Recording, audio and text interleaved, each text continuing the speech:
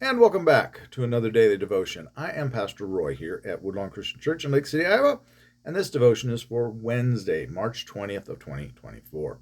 We are working our way through the Gospel of Mark, and today we've made it to chapter 13. Now, chapter 13 brings us to what is commonly known as the Little Apocalypse in Mark's Gospel. It's also called the Olivet Discourse because he's sitting on Mount Olives, the Mount of Olives, and giving this discourse. He's telling them what to expect. Now, there is much to be discerned from this. Is he talking about the end times? Is he talking about the destruction of Jerusalem by the Romans in 70 AD? Is he talking about both? Well, as we go through this in the next few days, we'll try to figure that out, see what we can come up with. Some of it we're not going to know, though. Just going to have to accept that. Sometimes we don't know. So we'll find out at some point. But let's take a look. Today we're just going to tackle the first 8 verses 1 to 8. I don't think I said that already. The destruction of the temple foretold is what the Revised Standard Version calls these first 8 verses. And here we go. And as he came out of the temple, one of his disciples said to him, "Look, teacher, what wonderful stones and what wonderful buildings." And Jesus said to him, "Do you see these great buildings? There will not be left here one stone upon another that will not be thrown down." And as he sat on the Mount of Olives opposite the temple, Peter and James and John and Andrew asked him privately, "Tell us, when will this be, and what will be the sign when these things are all to be accomplished?" And Jesus began to say to them, "Take heed that no one leads you astray. Many will come in my name, saying, 'I am he,' and they will lead many astray. And when you hear of wars and rumors of wars, do not be alarmed. This must take place, but the end is not yet. For nation will rise against nation, and kingdom against kingdom. There will be earthquakes in various places. There will be famines. This is but the beginning of the birth pangs." Okay. First verse, 2 verses, clearly Jesus is talking about the destruction of the temple in 70 AD by the Romans. They have torn down the temple. So much so that we have disagreement among experts, among the authorities, as to exactly where was the temple complex. We have the general theory of where it was at, but there are those that disagree and think that it was a wee bit away. So we don't know exactly. But the Muslims, of course, thought they knew where it was, and they built on what would have been, they believed, the Holy of Holies. They built the Dome of the Rock. And why did they do that? Well, we can get into some touchy politics probably. But part of it was, why did they board up the East Gate? They did it to try to block the coming Jewish Messiah. So part of that, they have scounded with a holy site, if you will. If that's kind of harsh, I apologize. But the part of the goal of the Dome of the Rock was to be able to stop the Jewish Messiah from coming. Just like they boarded up the East Gate and put a cemetery in front of it, trying to keep the Messiah from being able to come in through the Eastern Gate. I don't think it'll work.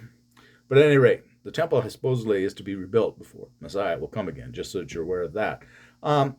Verses 3 through 8, though, that they go to him and ask him, well, Jesus is to take heed that no one leads you astray. Now, he is definitely, in part, talking about the destruction of the temple, because that's what they've come and talked to him about, right? That's what they've asked him about. But Jesus is well known for, you ask him a question, and he kind of goes off on his own direction sometimes, doesn't he? Now he flips the script, as I've said a few times through this study, and I think he's done that. He started to tell them about the destruction of the temple, but now he's gone into the second coming to a bit. And part of what he's saying there is something that people love to preach the end times, and I'm not much of an end times preacher. I'm going to admit that. I don't like to do that because as we go through this chapter, I think it's going to become obvious why I don't do that. But partly here because people tend to get wound up, and we get all caught up in this. Okay, it's coming soon. Well, guess what? We are a day closer to the coming of the Lord. That I can guarantee you. I'm recording this for Wednesday. I always like to say he could be coming on Wednesday at 3 o'clock. So maybe if you're watching this on Wednesday about 3 o'clock, just take a look out the window and see. Is he there? Maybe he is. I don't know. Could be here between now, when I record this, and when it gets broadcast. Could come in between that. Who knows? We don't know, and we're not supposed to know. We know we know we're a day closer.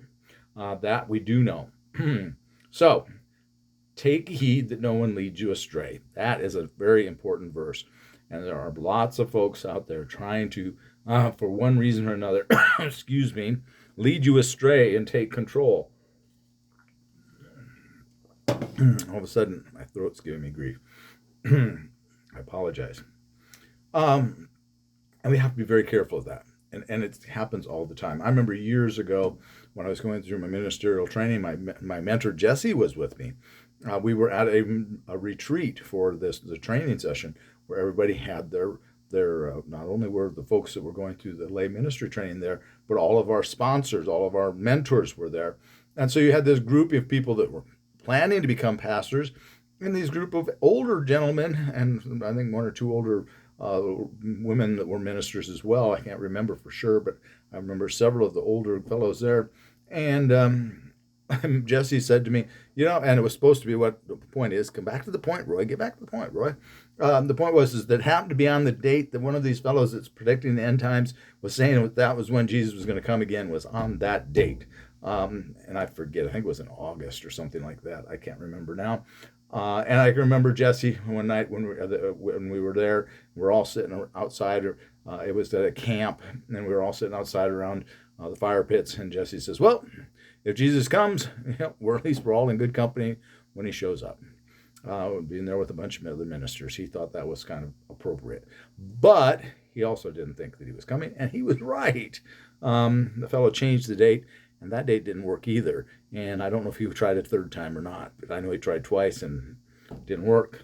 That's thus far, all the folks that have predicted end time dates, and many of them have missed the mark. Let's put it that way. They've all fallen short. They've all missed it. So don't get led astray. Don't follow someone that's going to give you the date and the hour, especially if you get too specific. That's getting pretty dicey there, pretty iffy.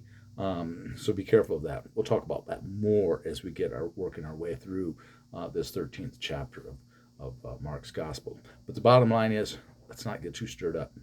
Jesus is telling us there's all these things are going to be happening, and you're going to want to be getting stirred up, but just don't let yourself get too stirred up. Always be ready, but don't be in a panic. That's probably the best way to think of it, right? If you're ready for Jesus to come tomorrow, you live your life each day as if he's coming tomorrow. You're going to be okay whether he comes tomorrow or he comes in 20 years or 1,000 years. Of course, he comes in 1,000 years. Most of us aren't going to have to worry about it too much. Have a blessed day and be a blessing to someone today. If you enjoy these devotions, if you gain anything from them, please do like and subscribe. Make a kind comment if you'd be so happy. We'd love to see you tomorrow. Take care. God bless. God loves you. Bye-bye.